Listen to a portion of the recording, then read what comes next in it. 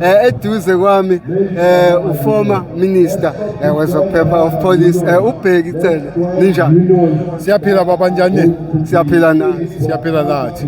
Namhlanje uthe awuvakashe nawe emcimbini omkhulu wabasebenzi ongamelwe iKhosathu.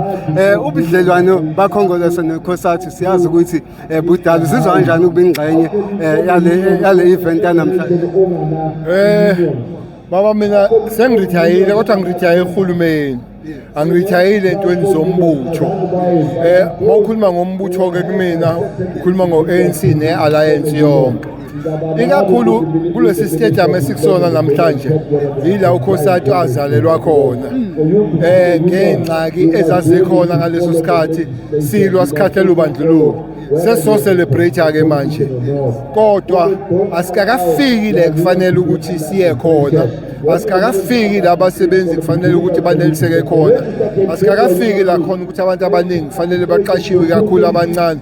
Umsebenzi usemude, indlela iseyinde, yebo kukhona indlela esesiyikhavile kodwa iseyinde indlela lesiya khona. Ngakho ke einjongweni ezazenze ngajoyina umzabalazo asikakafiki. Angijoyinanga uHulumeni, ngajoyina umzabalazo. Noma uHulumeni engasekho kodwa umzabalazweni ngiyafuna ukuqhubeka.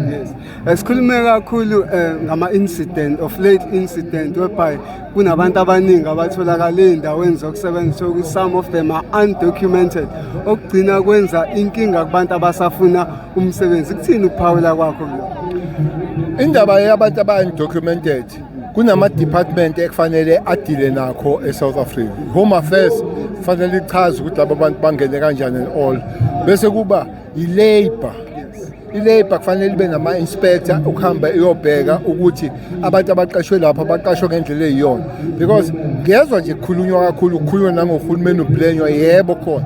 But abantu abahlukumeza kakhulu ngabantu aba-undocumented, abantu ababaqashile labo bantu ngoba bengafuni ukuthi bafeze la malungelo esingawo namhlanje. Ngoba abantu abavela ngaphandle abawaleli amalungelo, abanandaba nawo. Thina siyawadinga lawo malungelo. So okunye kodwa ngeke ngikwenze, akufanele ivelelwe ngodlame leyo ndlela, kube nabantu abahlukunyezwayo, abashawayo, abathukwayo. Kodwa ifanele ukuthi isetshenzwe ngendlela eyiyona, ukuthi abantu abangekho ezweni ngendlela engeyona babuyiselwe emakhaya.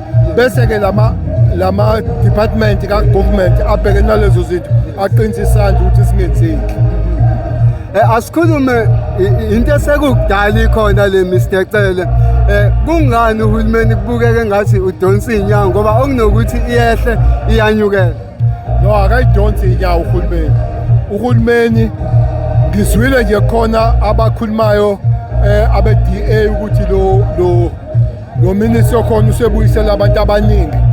Angazi ukuthi yini yaphupha ehamba lo muntu we-DA.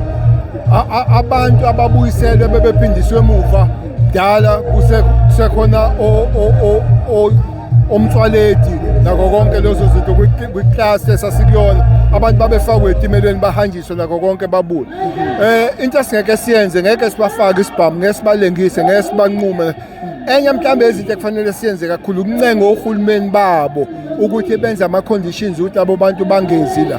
Nabo ke bathola ithuba lokuthi kumnandi uhlale ekhaya, but nabo labantu abanye babo bayasijwayela kahle kahle ngoba mabesuka le umuntu asuke le eTopia wonke amanye amazwe azozofika le South Africa akuyona indlela ecorrect le.